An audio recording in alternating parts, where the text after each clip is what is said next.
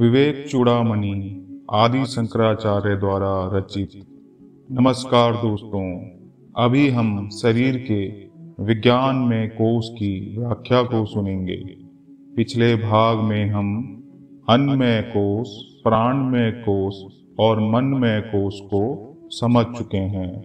आइए एक बार इन तीनों कोशों पर फिर से दृष्टि डालते हैं। अन्नमय कोश स्थूल शरीर को भी कहा जाता है। त्वचा, मांस, रक्त, अस्थि और मल यह शरीर का अन्नमय कोश का हिस्सा है। और पहले यह व्याख्या की जा चुकी है कि यह आत्मा नहीं है, क्योंकि यह बढ़ता है, जरा को प्राप्त होता है और मृत्यु को भी प्राप्त होता है। दूसरा है प्राणमय कोश। जब कर्मेंद्रियों के साथ प्राण लिप्त होता है और इस तरह प्राण के कर्मेंद्रियों से युक्त होने के फलस्वरूप यह प्राणमय कोश कहलाता है। और यह प्राणमय कोश ही शरीर को जीवित रखने के लिए अत्यंत उपयोगी होता है। और यह प्राण निरंतर शरीर के बाहर और भीतर जाता रहता है, यह स्थिर नहीं होता। इस प्रकार यह भी आत्मा नहीं है। तीसरा कोश है मनमय कोश। जब ज्ञानेंद्रियां और मन आपस में लिप्त होते हैं तो यह मनमय कोश कहलाता है। और यह मनमय कोश है जिसमें विषय रूप वासनाएं पैदा होती हैं, इच्छाएं पैदा होती हैं और आसक्ति पैदा होती है। अब हम विज्ञानमय कोश को समझते हैं। 5 ज्ञानेंद्रियों तथा कर्तव्य आदि वृत्तियों से युक्त बुद्धि को ही विज्ञानमय कोश कहते हैं। अर्थात अन्नमय, प्राणमय और मनमय कोश से ऊपर जब इन कोशों के साथ बुद्धि भी संयुक्त होती है तो यह विज्ञानमय कोश कहलाता है। और यह बुद्धि ही यह मैं के भाव को पैदा करती है। अर्थात यही जीव के संसार में जन्म मरण का कारण बनती है। यह विज्ञानमय कोश ही देह आदि के सभी आत्मभाव पैदा करती है। अर्थात जब जीव को यह ख्याल आता है कि यह शरीर ही मैं हूँ, यह इस बुद्धि का ही परिणाम होता है। अर्थात देह में आसक्ति का कार्य यह विज्ञानमय कोश द्वारा ही किया जाता है। विज्ञानमय कोश रूपी जीव का ही समस्त व्यवहारों का निर्वहन करता है। अर्थात विज्ञानमय कोश के कारण ही जीव के समस्त कार्य व्यवहार होते हैं। और यह कोश ही जीव के अहंकार का निर्माण करता है। यह अपनी पूर्व वासना के अनुरूप ही पुण्य तथा पाप कर्म करता है और उनके फलों को भोगता है। और फिर फलों के अनुसार ही कभी अधोगति को प्राप्त होता है तो कभी ऊर्ध्वगति को प्राप्त होता है। अर्थात जीव को भटकाने का कारण ही विज्ञानमय कोश है। और जीव के कर्मों के अनुसार ही कभी उसे पशु योनि प्राप्त होती है तो कभी उसे देवता की योनि प्राप्त होती है। इस प्रकार जीव विभिन्न योनियों में भ्रमण करता रहता है। जागृत, स्वप्न आदि अवस्थाएं, सुख, दुख, धर्म, कर्म, गुणों का अभिमान और ममता अर्थात अहंकार और ममता इस विज्ञानमय कोश में ही रहते हैं। और यह आत्मा के अत्यंत निकट होने के कारण आत्मा के समान ही प्रकाशमान होता है। यह मैं ही जीव को भ्रम में डालता है और इसी भ्रम के कारण ही स्वयं में मैं बुद्धि आरोपित कर जीव आवागमन में पड़ता है। अर्थात जीव का इस शरीर को मैं मान लेना या मन को मैं मान लेना और इंद्रियों को मैं मान लेना इस विज्ञानमय कोश के फल स्वरूप होता है। और इसी मैं भाव से, इसी ममता और अहंकार के कारण जीव इस संसार चक्र में फंसता है और बार बार जन्म और मरण की प्रक्रिया से गुजरता रहता है। यह ज्योतिर्स्वरूप विज्ञानमय कोश समस्त प्राणों, कर्मेंद्रियों, ज्ञानेंद्रियों तथा मन में स्फुरित होता रहता है। चैतन्य स्वरूप आत्मा स्थिर होते हुए भी विज्ञान में कोश उपाधि से युक्त होकर कर्ता भोक्ता बन जाता है, अर्थात आत्मा के भटकाव का कारण भी यह विज्ञान में कोश होता है, क्योंकि विज्ञान में कोश की उपाधि से आत्मा ग्रस्त हो जाता है और भटकता रहता है।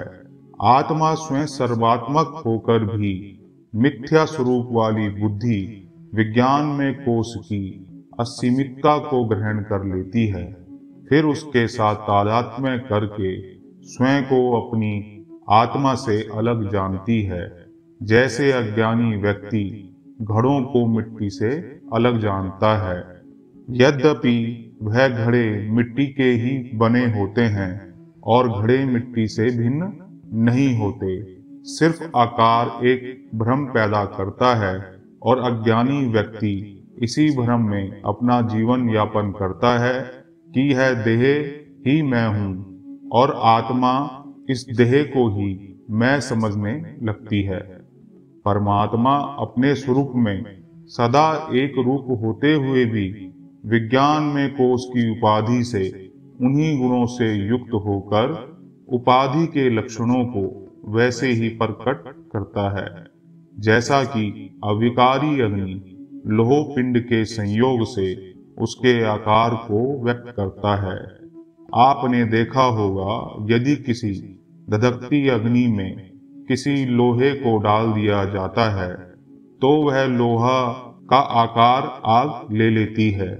इसी तरह विज्ञान में कोश के कारण यह आत्मा विज्ञान में कोश और शरीर का आकार धारण कर लेती है। फिर यह आत्मा स्वयं को शरीर ही समझने लगती है। अब शिष्य गुरुदेव से प्रश्न पूछता है, हे गुरुदेव, भ्रम से हो या किसी भी कारण से, अर्थात परमात्मा को ही जीव भाव की प्राप्ति हुई है और उसकी उपाधि अनादि है तथा अनादि वस्तु का नाश हो ही नहीं सकता। यहाँ शिष्य के कहने का भाव है कि आत्मा ही जीव भाव को प्राप्त होता है और आत्मा स्थिर है और आत्मा में कोई भाव परिवर्तन नहीं होता। तो फिर क्या जो आत्मा को यह जीव भाव प्राप्त हुआ है, इसका कभी नाश नहीं हो सकता? इसलिए इस आत्मा का भी जीव भाव नित्य है। शिष्य कहता है, जिस तरह आत्मा नित्य है उसी तरह आत्मा का जीव भाव भी नित्य है, और ऐसा होने पर जन्म मरण संसार रूप चक्र तो कभी समाप्त ही नहीं होगा। तो फिर हे श्री गुरुदेव, किस तरह मोक्ष होगा, यह आप मुझसे कहिए। गुरुदेव कहते हैं, हे वत्स, तू बड़ा बुद्धिमान है, तूने बहुत ठीक बात पूछी है। अच्छा, अब सावधान होकर मेरी बात को सुन। देख, मुग्ध पुरुषों की भ्रमवश की हुई कल्पना माननीय नहीं हुआ करती, अर्थात जो भ्रम से लिप्त पुरुष हैं, जो भ्रम से ग्रसित पुरुष हैं, उनकी कोई भी कल्पना सत्य प्रतीत नहीं होती। वह मात्र एक भ्रम हुआ करता है, वास्तविकता इससे बिल्कुल भिन्न है। जो असंग, निष्क्रिय और निराकार आत्मा है, उसकी नीलता आदि आकाश के समान भ्रम के अतिरिक्त और किसी प्रकार संबंध नहीं है। यहाँ गुरुदेव कहते हैं, जिस प्रकार आकाश का नीलापन मात्र एक भ्रम है, वहां कोई नीला रंग नहीं है, इसी प्रकार आत्मा का जीव के साथ या शरीर के साथ संयोग भी मात्र एक भ्रम है। आत्मा और देह में किसी भी प्रकार की समानता कभी हो ही नहीं सकती। साक्षी, निर्गुण, अक्रिय और प्रत्यज्ञ ज्ञान स्वरूप इस आत्मा में बुद्धि के भ्रम से ही जीव भाव की प्राप्ति होती है। यह वास्तविक नहीं है, क्योंकि अवस्तु रूप होने से मोह दूर हो जाने पर स्वभाव ही नहीं रहता। यहाँ गुरुदेव कहते हैं, जब जीव का यह भ्रम टूटता है कि वह शरीर नहीं है, तो आत्मा के वास्तविक स्वरूप का बोध जीव को हो जाता है और जीव मुक्ति को प्राप्त करता है। जैसे भ्रम की स्थिति पर्यंत ही रज्जु सर्प को प्रतीत होती है, भ्रम के नाश होने पर फिर सर्प प्रतीत नहीं होता, वैसे ही जब तक भ्रम है तभी तक परमादवश मिथ्या ज्ञान से प्रकट हुए इस जीव भाव की सत्ता है।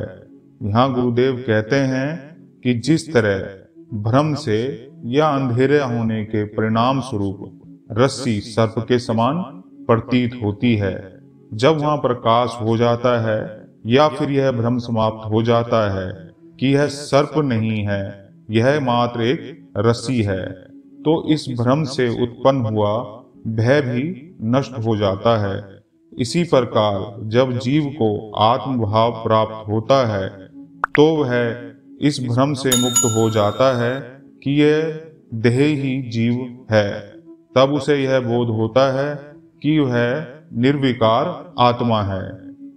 लोक में अविद्या और उसके कार्य जीव भाव का अनादित माना जाता है, किंतु जग पड़ने पर जैसे संपूर्ण स्वप्न प्रपंच अपने मूल सहित नष्ट हो जाता है, उसी प्रकार ज्ञानोदय होने पर अविद्या जनित जीव भाव का नाश हो जाता है।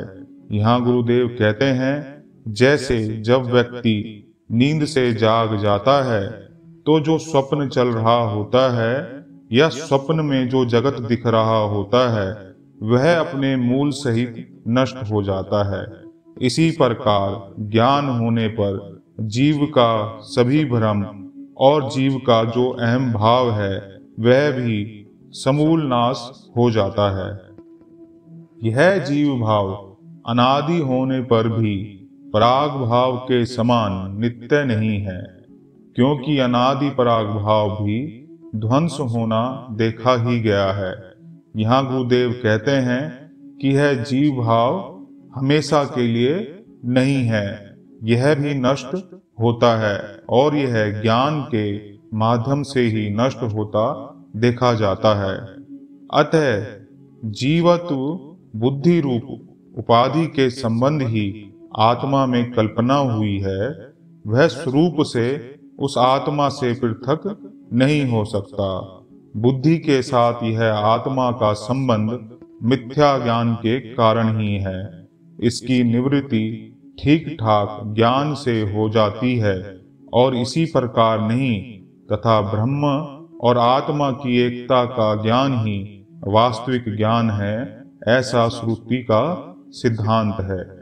यहाँ गुरुदेव कहते हैं कि यह ज्ञान मात्र जीव को यह बोध ही नहीं कराता कि जीव बुद्धि, मन और इंद्रिय नहीं है, बल्कि उसका वास्तविक स्वरूप आत्मा ही है। बल्कि इस ज्ञान को ठीक से जानने के बाद यह ब्रह्म ही आत्मा है, यह बोध भी हो जाता है। अतः ब्रह्म और आत्मा में कोई भेद नहीं रह जाता और वहां पर ब्रह्म आत्मा ऐक्य ज्ञान हो जाता है, ऐसा श्रुति का सिद्धांत है। इस ब्रह्मात्मा ऐक्य ज्ञान की सिद्धि आत्मा और अनात्मा का भली प्रकार विवेक हो जाने से हो जाती है। इसलिए प्रत्यगात्मा और मिथ्यात्मा का भली प्रकार विवेचन करना चाहिए। यहाँ गुरुदेव कहते हैं कि जब यह बोध हो जाता है कि आत्मा और परमात्मा एक हैं और यह बोध होता है आत्मा को जानने से और जो आत्मा नहीं है उसको जानने से, अर्थात आत्मा के अलावा स्थूल शरीर अर्थात अन्नमय कोश, प्राणमय कोश, मनमय कोश और विज्ञानमय कोश, जब इन सब की सही समझ आ जाती है, जब यह बोध हो जाता है कि यह आत्मा नहीं है, तब इस प्रकार जीव को यह ज्ञान हो जाता है कि ब्रह्म और आत्मा एक ही हैं। अत्यंत गंदला जल भी जिस प्रकार कीचड़ के बैठ जाने पर स्वच्छ जल मात्र रह जाता है, उसी प्रकार दोष से रहित होने पर आत्मा भी स्पष्टतया प्रकाशित होने लगता है। यहाँ गुरुदेव कहते हैं, जब किसी जल में जो कि बहुत गंदला दिख रहा है, जब कीचड़ नीचे बैठ जाता है तो वह जल एकदम स्वच्छ प्रतीत होता है। इसी प्रकार मन, इंद्रिय और अहंकार के लुप्त होने पर यह आत्मा स्पष्ट रूप से प्रकाशित होने लगता है, अर्थात आत्मा की स्वच्छता पर अहंकार, मन, इंद्रिय और वासना रूपी कीचड़ जमी हुई है। जब यह कीचड़ आत्मा के ऊपर से हट जाता है तो यह अपने शुद्ध स्वरूप में प्रकाशित होने लगती है। सत्य आत्मा के विचार से असत्य की निवृत्ति होने पर इस पृथक आत्मा की स्पष्ट प्रतीति होने लगती है, अर्थात अहंकार आदि असद आत्माओं का भली प्रकार त्याग कर देना चाहिए। यहाँ गुरुदेव कहते हैं कि अहंकार को त्यागने से ही आत्मा की स्पष्ट प्रतीति हो सकती है।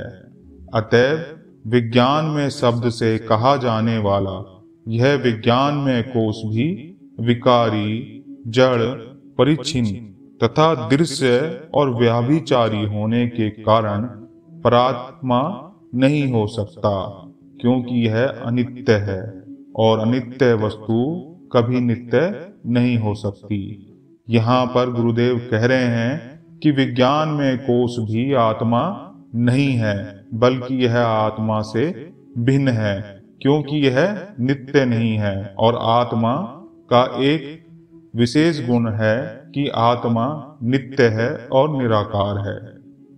आनंदमय कोश, आनंद स्वरूप आत्मा के प्रतिबिंब से चुंबित तथा तमोगुण से प्रकट हुई वृत्ति आनंदमय कोश है। यह प्रिय आदि गुणों से युक्त है और अपने अभीष्ट पदार्थ के प्राप्त होने पर प्रकट होती है। पुण्य कर्म के परिपाक होने पर उसके फल स्वरूप सुख का अनुभव करते समय भाग्यवान पुरुष को उस आनंदमय कोश का स्वयं ही भान होता है, जिससे संपूर्ण देहधारी जीव बिना प्रयत्न के अति आनंदित होते हैं। यहाँ गुरुदेव कह रहे हैं कि आनंदमय कोश वह है जो व्यक्ति को आनंद की अनुभूति कराता है। हालांकि यह आत्मा के प्रतिबिंब से ही इस गुण को प्राप्त करता है। आत्मा का प्रतिबिंब जब आनंदमय कोश पर पड़ता है तो वह आनंद को उत्पन्न करता है। वह प्रिय आदि गुणों से युक्त है, अर्थात इस आनंदमय कोश को सिर्फ वह घटनाएं, वह वस्तु ही आनंद देती हैं जो इसे प्रिय होती हैं। या फिर पुण्य कर्मों के द्वारा जब कोई व्यक्ति भाग्य के फलस्वरूप या प्रारब्ध के फलस्वरूप वांछित वस्तुओं को प्राप्त करता है तो उसे सुख का अनुभव होता है, जिसे वह आनंद समझ बैठता है, जिससे संपूर्ण देहधारी जीव बिना प्रयत्न के ही आनंदित होते हैं। आनंदमय कोश की तीव्र प्रतीति तो सुषुप्ति में ही होती है, तथापि जागृति और स्वप्न में भी इष्ट वस्तु के दर्शन आदि से उसका यत्किंचन भान होता है। यहाँ पर गुरुदेव कहते हैं कि आनंदमय कोश तो तीव्र गहरी नींद में होता है। गहरी निद्रा में यह आनंदमय कोश पूरी तरह से तीव्रता लिए होता है। हालांकि जगे होने पर या स्वप्न में भी इसकी अनुभूति जीव को होती है। यह परात्मा आनंद में नहीं है, क्योंकि आनंद उपाधि युक्त एवं प्रकृति का विकार है, शुभ कर्मों का कार्य है और प्रकृति के विकार समूह के आश्रित है। श्रुति के अनुकूल युक्तियों से पांचों कोशों का निषेध कर देने पर उनके निषेध की अवधि रूप बोध स्वरूप साक्षी आत्मा बच जाता है। यहाँ गुरुदेव कहते हैं कि आनंदमय कोश भी आत्मा नहीं है, क्योंकि यह सिर्फ प्रकृति का एक विकार है और शुभ कर्मों का कार्य है, अर्थात व्यक्ति के शुभ कर्मों के परिणाम स्वरूप उसे जो सुख उत्पन्न होते हैं, यह आनंद में कोश केवल उन्हीं सुखों पर आश्रित है, क्योंकि जब तक व्यक्ति को सुख प्राप्त होते हैं तभी तक वह आनंदित रहता है। अतः यह आनंदमय कोश भी आत्मा नहीं है। अब यहाँ आगे कहा जाता है कि श्रुति के अनुकूल युक्तियों से, अर्थात शास्त्रों के अनुकूल जितने भी उपाय बताए गए हैं, उनको धारण करके इन पांचों कोशों को त्याग देने पर, अर्थात इन पांचों कोशों का निषेध कर देने पर जो बचता है वह साक्षी रूप आत्मा होता है।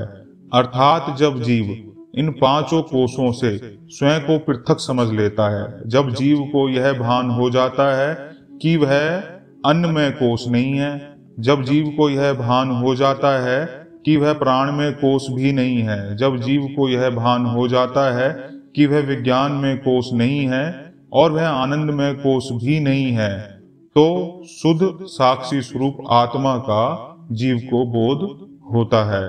इस प्रकार जो आत्मा स्वयं प्रकाश अन्नमय आदि पांच कोशों से अलग है तथा जागृत, स्वप्न और सुषुप्ति तीनों अवस्थाओं का साक्षी है, सतरूप, निर्विकार, निर्मल और शुद्ध स्वरूप है, उसे ही विद्वान पुरुष को अपना वास्तविक स्वरूप अर्थात आत्मा समझना चाहिए।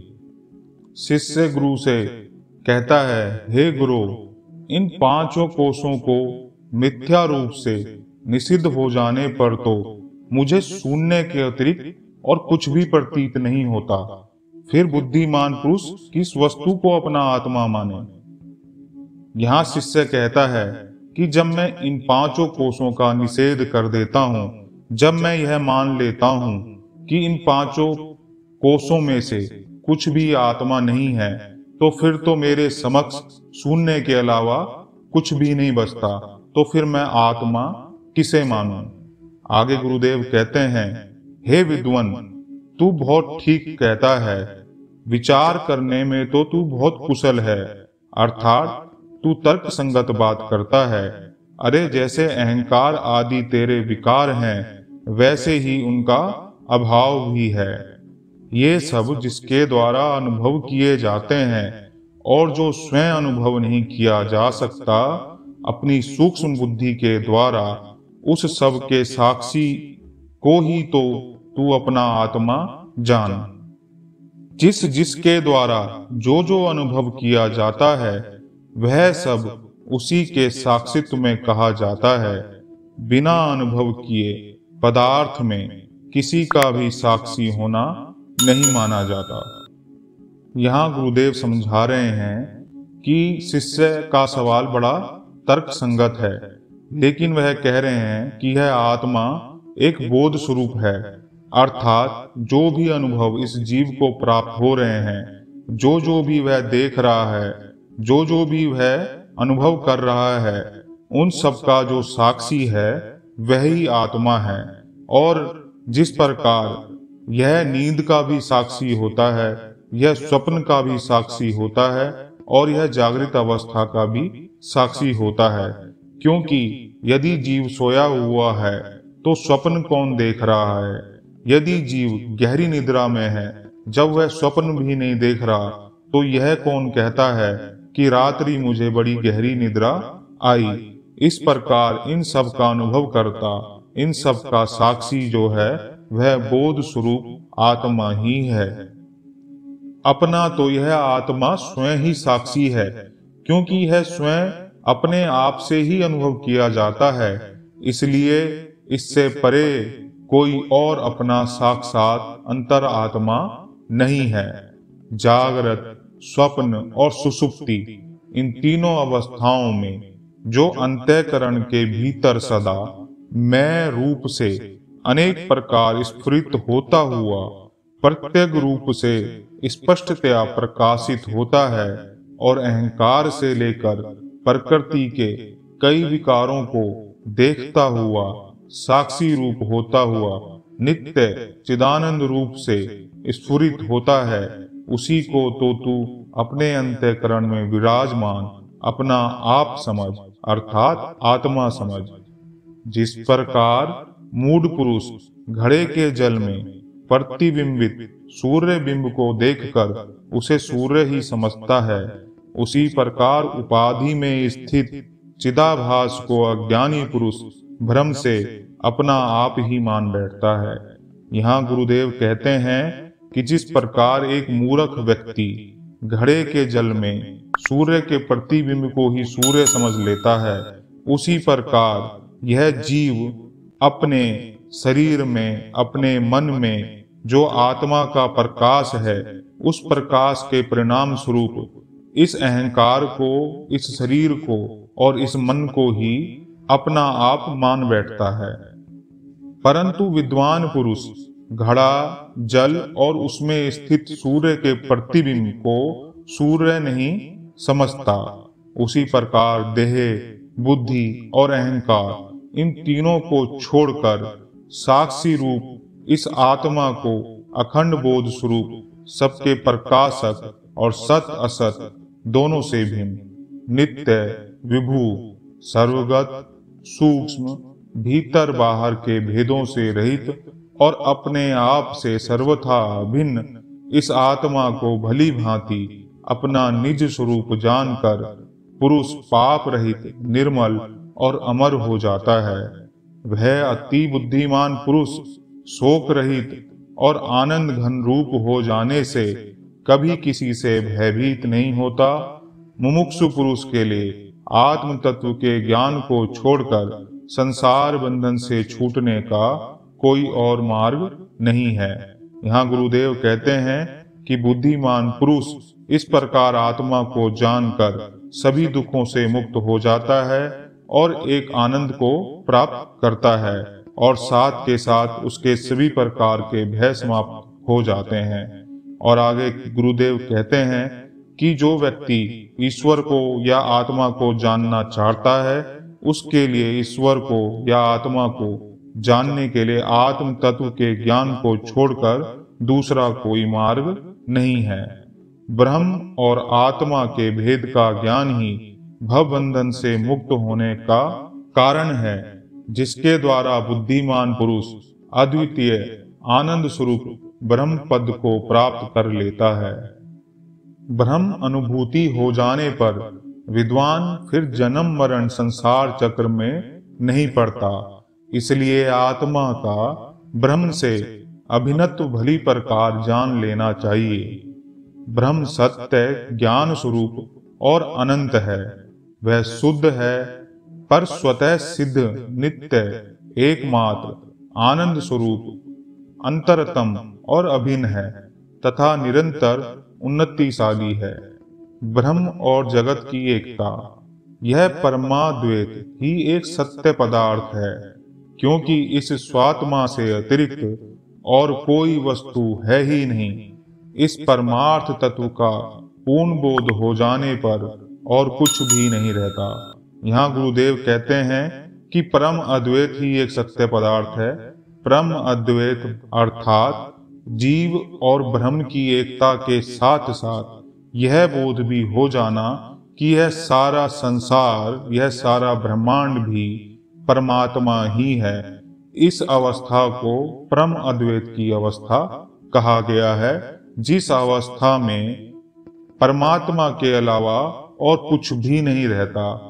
जो दिखता है, जो सुनाई पड़ता है, जो अनुभव में आता है, आत्मा के साथ साथ वह भी परमात्मा है। यह बोध ही परम अद्वैत का बोध कहलाता है। यह संपूर्ण विश्व जो अज्ञान से कई प्रकार का प्रतीत हो रहा है। समस्त भावनाओं के दोष से मुक्त हो जाने पर यह ब्रह्म ही प्रतीत होता है, अर्थात जब यह अवस्था प्राप्त होती है तो यह संसार भी ब्रह्म ही प्रतीत होता है। जिस प्रकार मिट्टी का कार्य होने पर भी घड़ा उससे अलग नहीं होता, क्योंकि सब ओर से मिट्टी का होने के कारण घड़े का रूप मिट्टी से पृथक नहीं है। अतः मिट्टी में मिथ्या ही कल्पित नाम मात्र घड़े की सत्ता ही कहाँ है। यहाँ गुरुदेव कह रहे हैं, जिस प्रकार मिट्टी से बना हुआ घड़ा मिट्टी से कभी भी अलग नहीं हो सकता, क्योंकि वह मिट्टी से ही बना हुआ है। घड़े की तो केवल एक कल्पना है जो कि नाम मात्र है। इसी प्रकार ब्रह्म के परिणाम स्वरूप यह जो संसार उत्पन्न हुआ है, यह भी ब्रह्म ही है, जो भ्रम के कारण अर्थात मोह के कारण इस ब्रह्म से अर्थात आत्मा से अलग जान पड़ता है। मिट्टी से अलग घड़े का रूप कोई भी नहीं दिखा सकता, इसलिए घड़ा तो मोह से कल्पित है। वास्तव में सत्य तो तत्व स्वरूपा मिट्टी ही है। सत्य ब्रह्म का कार्य यह सकल प्रपंच सत्व रूप ही है, क्योंकि यह संपूर्ण वही तो है, उससे भिन्न कुछ भी नहीं। जो कहता है कि इससे भिन्न भी कुछ है, उसका मोह दूर नहीं हुआ। उसका यह कथन सोए हुए पुरुष के प्रलाप के समान है। यहाँ गुरुदेव कहते हैं कि यह प्रपंच, यह संसार जो कुछ भी नजर आ रहा है, यह भी असत्य नहीं है, क्योंकि यह ब्रह्म का ही रूप है, ब्रह्म से भिन्न कुछ भी नहीं। यदि कोई यह कहता है कि संसार अलग है और ब्रह्म अलग है, तो इसका मतलब यह है कि उसका अभी मोह दूर नहीं हुआ है, वह तो सोए हुए पुरुष की भांति प्रलाप कर रहा है। यह संपूर्ण विश्व ब्रह्म ही है, ऐसा अति श्रेष्ठ अथर्व श्रुति कहती है। इसलिए यह विश्व ब्रह्म मात्र ही है, क्योंकि अधिष्ठान से आरोपित वस्तु की कोई अलग सत्ता हुआ ही नहीं करती। यदि यह जगत सत्य है तो आत्मा अनंतता में दोष आता है और श्रुति अप्रमाणिक हो जाती है, तथा ईश्वर भी मिथ्यावादी ठहरते हैं। ये तीनों ही बातें सत्पुरुषों के लिए शुभ और हितकर नहीं है। अब यहाँ एक प्रश्न उत्पन्न होता है कि अगर यह जगत सत्य है तो श्रुति की बात अर्थात शास्त्रों की बात अप्रमाणिक हो जाती है, तब ईश्वर मिथ्या ठहरते हैं। ये तीनों ही बातें सत्पुरुषों के लिए शुभ और हितकर नहीं है। फिर इसी बात का जवाब आगे आता है कि परमार्थ तत्व के जानने वाले भगवान कृष्णचंद्र ने यह निश्चित किया कि ना तो मैं ही भूतों में स्थित हूं और ना वे ही मुझ में स्थित हैं।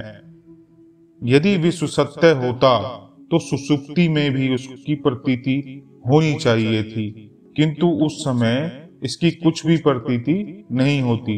इसलिए यह स्वप्न के समान असत और मिथ्या है। इसलिए परमात्मा से पृथक जगत है ही नहीं। उसकी पृथक प्रतीति तो गुणी से गुण आदि की पृथक प्रतीति के समान मिथ्या ही है। आरोपित वस्तु की वास्तविकता है ही क्या, वह तो अधिष्ठान ही भ्रम से हो रहा है। यहाँ इस बात का जवाब यह दिया जा रहा है कि विश्व की तो वास्तव में कोई सत्ता ही नहीं है। जिस प्रकार हम जब गहरी निद्रा में होते हैं तो क्या हमें विश्व की कोई प्रतीति होती है?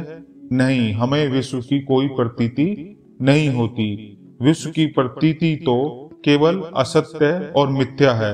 यदि विश्व सत्य होता, यदि विश्व का कोई अस्तित्व होता, तो विश्व की अनुभूति हमें सुषुप्ति में भी होनी चाहिए थी, अर्थात गहरी निद्रा में ही होनी चाहिए थी। इसलिए परमात्मा से अलग जगत तो है ही नहीं, सब परमात्मा ही है, क्योंकि यह आत्मा का प्रकाश ही है जो जागृत अवस्था में हमें इस विश्व की अनुभूति कराता है। अतः विश्व की अनुभूति भी परमात्मा से ही होती है। इसलिए परमात्मा ही विश्व है। वह तो अधिष्ठान ही भ्रम से उस प्रकार भास रहा है यहाँ आगे कहा जाता है कि यह परमात्मा के प्रकाश से ही दृश्यमान प्रतीत हो रहा है। अज्ञानी को अज्ञानवश जो कुछ प्रतीत हो रहा है वह सब ब्रह्म ही तो है। जिस प्रकार मोह से प्रतीत हुई चांदी वस्तुतः सीपी ही है, इसी तरह इस रूप से सदा ब्रह्म ही कहा जाता है। ब्रह्म में आरोपित जगत तो नाम मात्र ही है। इसलिए परब्रह्म सत्य, अद्वितीय, शुद्ध, विज्ञान घन, निर्मल, शांत, आदि अंत रहित, अक्रिय और सदैव आनंद रस स्वरूप है। वह समस्त मायिक भेदों से रहित है, अर्थात माया के सभी भेदों से वंचित है। नित्य सुख स्वरूप, कला रहित और प्रमाण आदि का अविषय है, तथा वह कोई अरूप, अव्यक्त, अनाम और अक्षय तेज है जो स्वयं ही प्रकाशित हो रहा है। बुद्ध जन उस परम तत्व को ज्ञाता, ज्ञान और ज्ञेय इस त्रिपुटी से रहित अनंत, निर्विकल्प, केवल और अखंड चैतन्य मात्र जानते हैं। यह भ्रम त्याग और ग्रहण के अयोग्य, अर्थात ना तो इस भ्रम का त्याग किया जाता है ना इसे ग्रहण किया जाता है।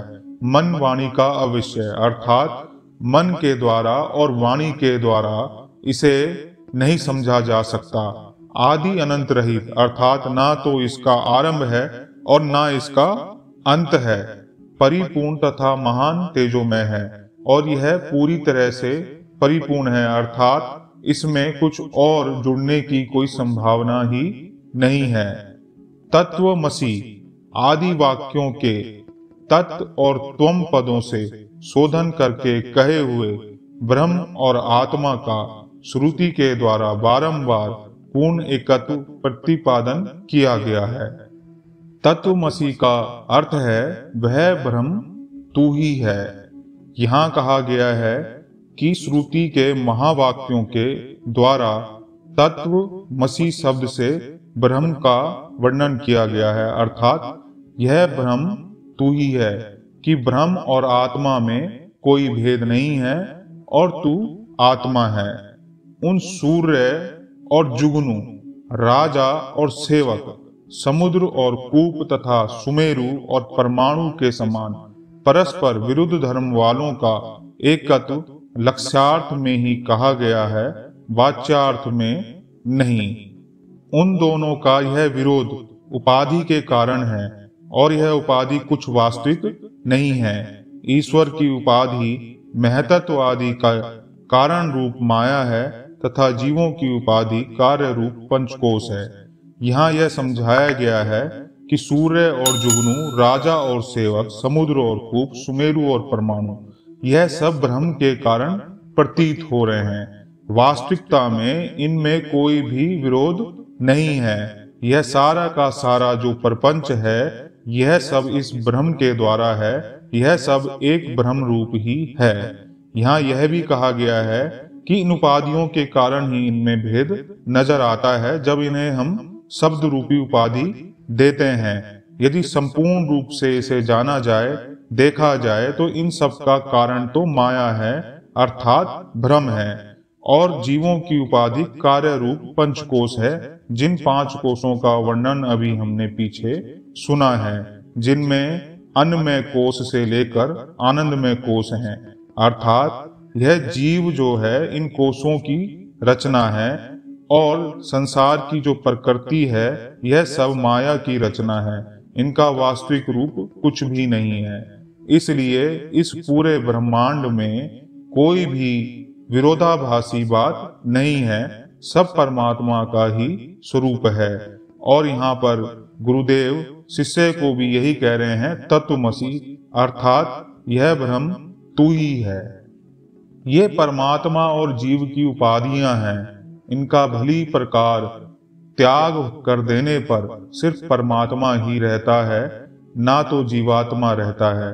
जिस प्रकार राज्य राजा की उपाधि है तथा ढाल सैनिक की, इन दोनों की उपाधियों के ना रहने पर ना तो कोई राजा है और ना कोई योद्धा। यहाँ यह समझाया गया है कि जब एक व्यक्ति राज्य का संचालन कर रहा होता है तो वह राजा कहलाता है।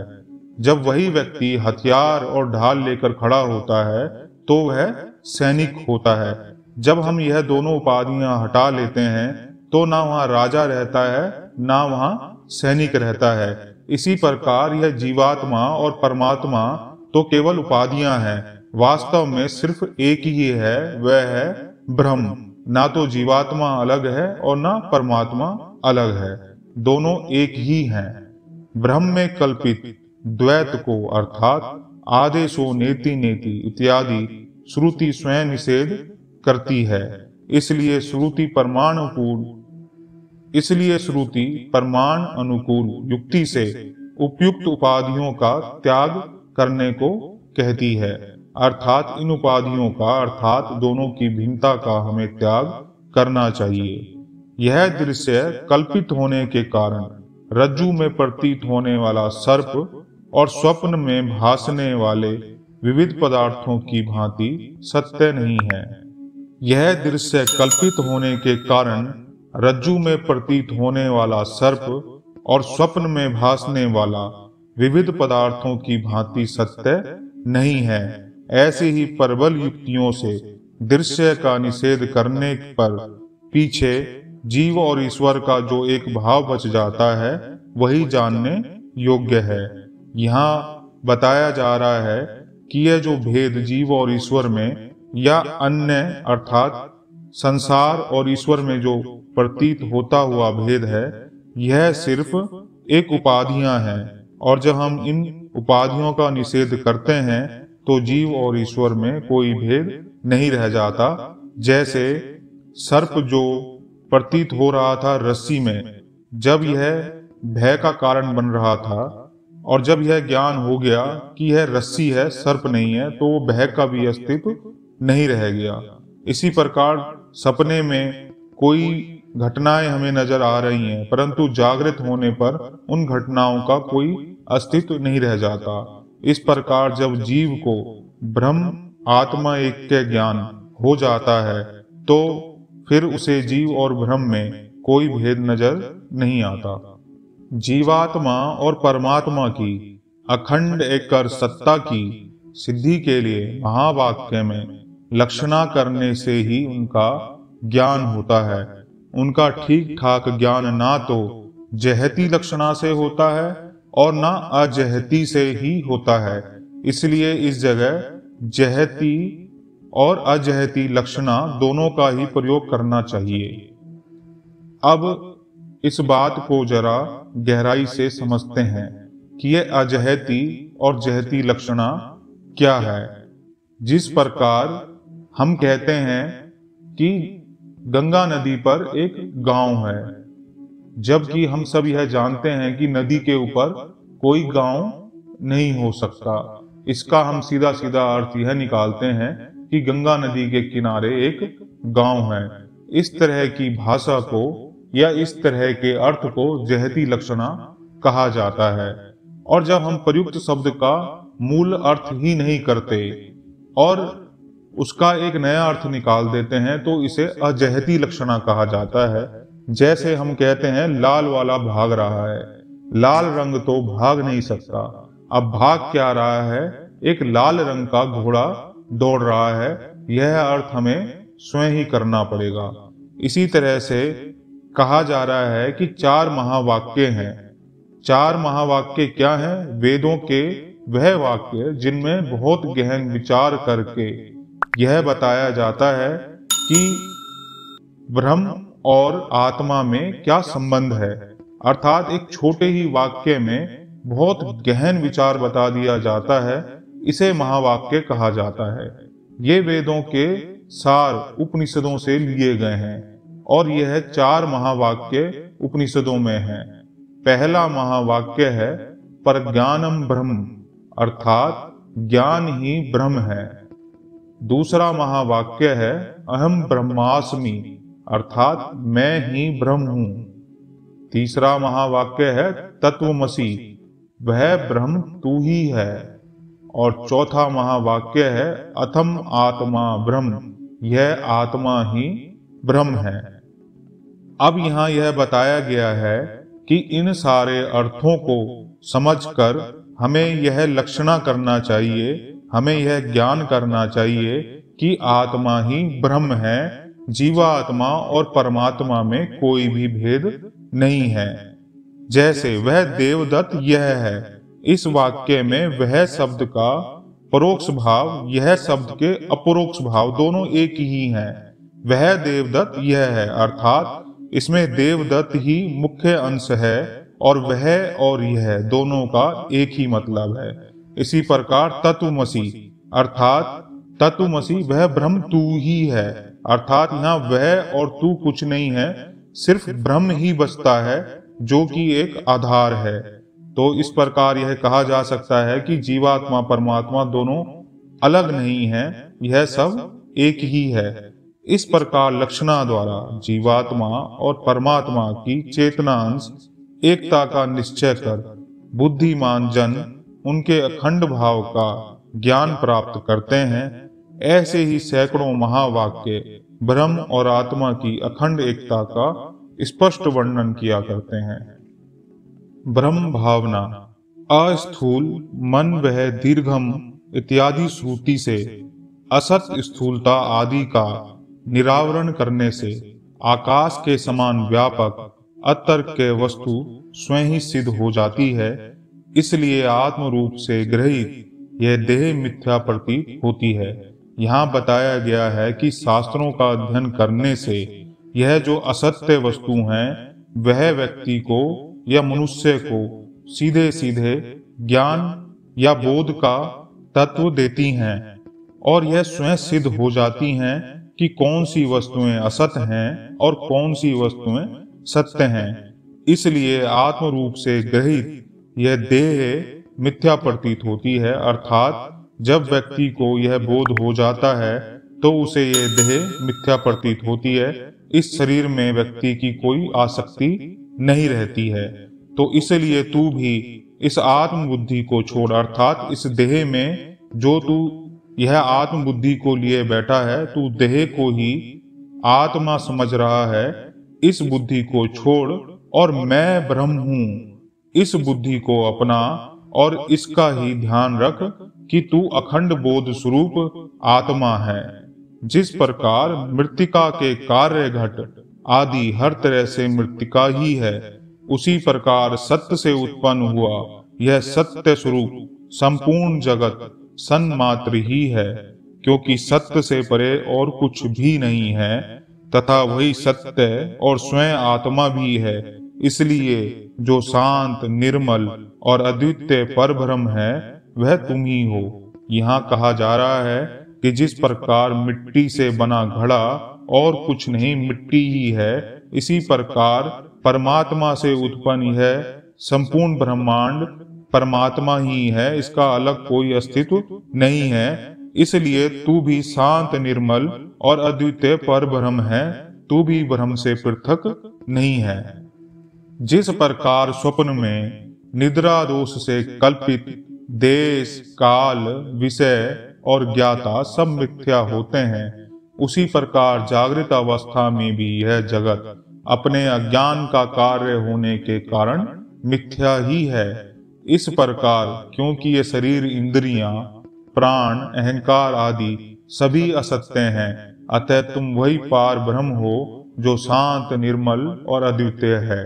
यहाँ कहा जा रहा है कि जिस प्रकार स्वप्न में जो भी हमें स्थान दिखाई देता है, जो भी हमें समय दिखाई देता है, जो भी हमें विषय दिखाई देता है, जो भी हमें जानने वाला दिखाई देता है, जैसे ही हमारी नींद खुलती है तो यह सब समाप्त हो जाता है, यह सब मिथ्या प्रतीत होने लगता है।